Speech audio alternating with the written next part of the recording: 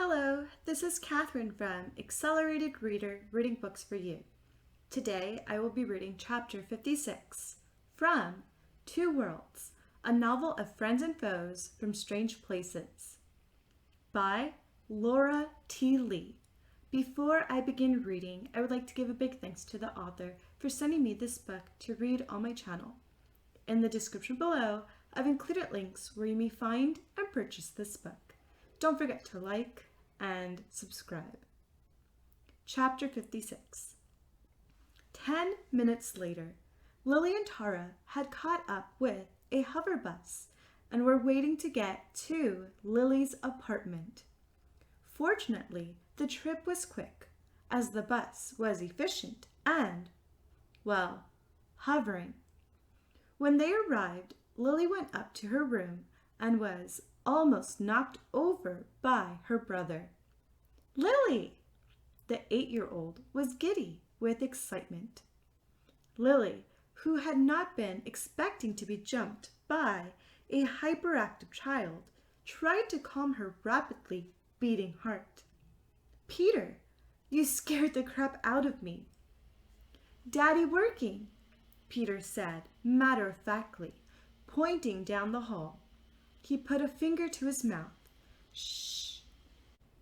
Lily picked up her little brother and swung him around.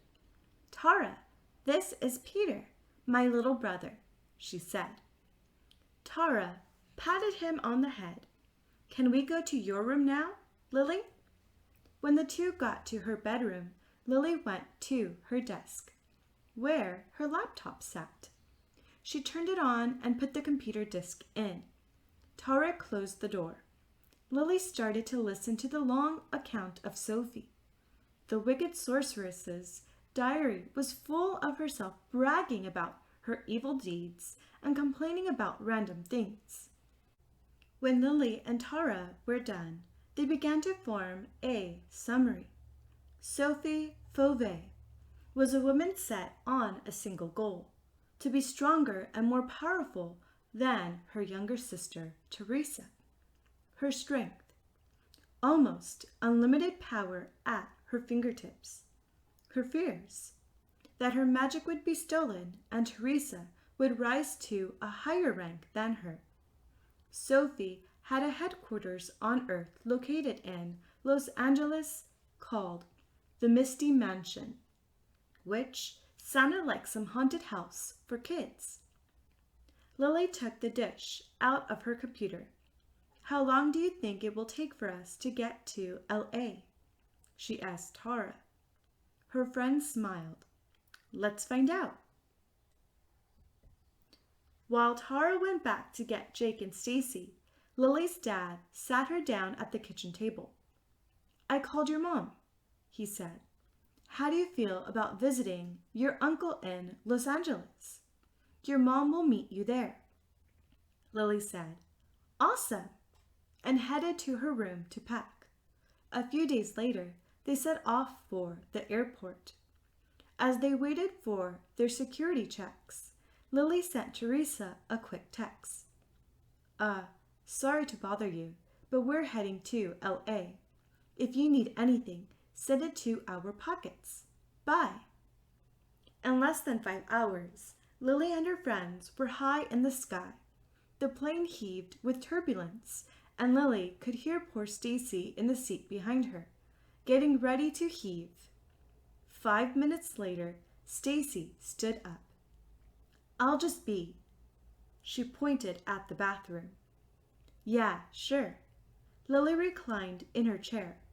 Meanwhile, Jake was happily playing the latest version of Call of Duty on the small backseat TV.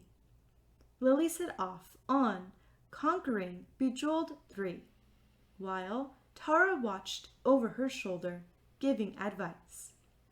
A few hours later, the plane touched down at the LA airport. Everyone grabbed their luggage and walked off the aircraft. Lily's mom took them all to a hotel, but graciously gave them a couple hours to explore the city. Okay, now all we have to do is find the Misty Mansion, wherever that is, Lily muttered, watching her mom check in at the hotel. "We need a ride," Stacy added. "Nah, we can walk," Jake countered. "No," complained Stacy. "Shut up," Tara snapped. Stacy and Jake stopped bickering immediately and looked at her. Watch the expert do this. They watched as she walked calmly toward an old woman hobbling down the street.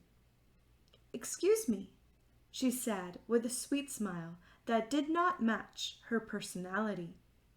"Do you know where the Misty Mansion is?"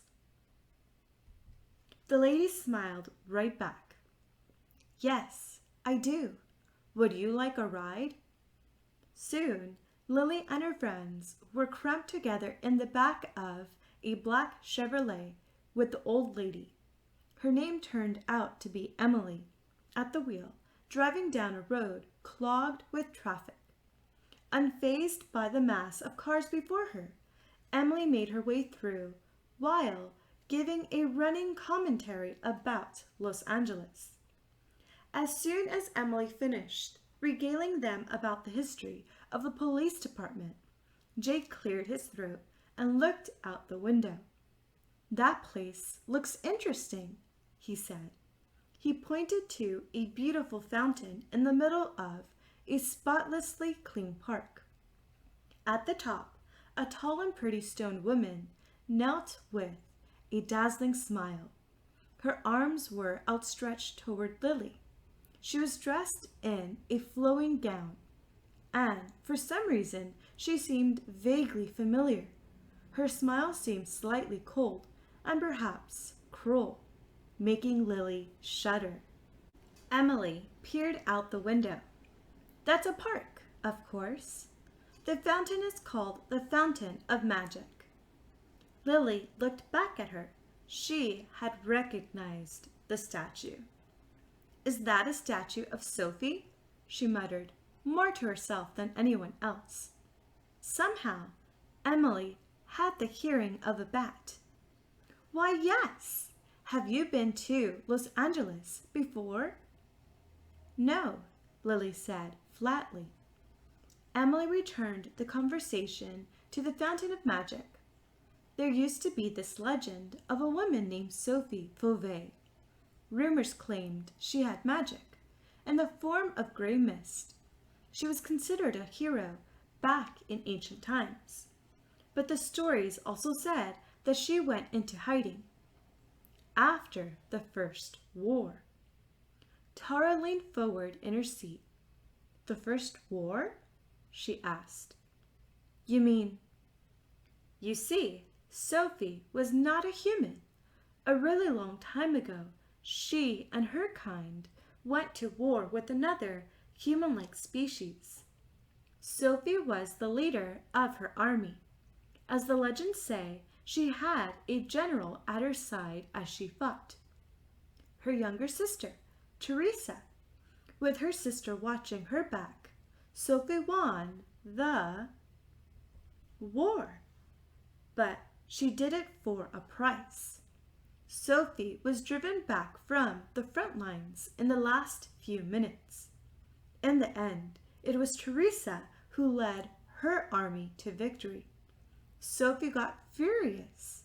She had a fear that Teresa would one day be more powerful than her. She banished her sister, and then she disappeared." Awkward silence rang in the air. Lily got an uncomfortable feeling in her stomach. "Emily," she said, "how do you know all this?" Emily looked in the mirror and chuckled. "Sweetheart, I'm not human. I fought in the First War."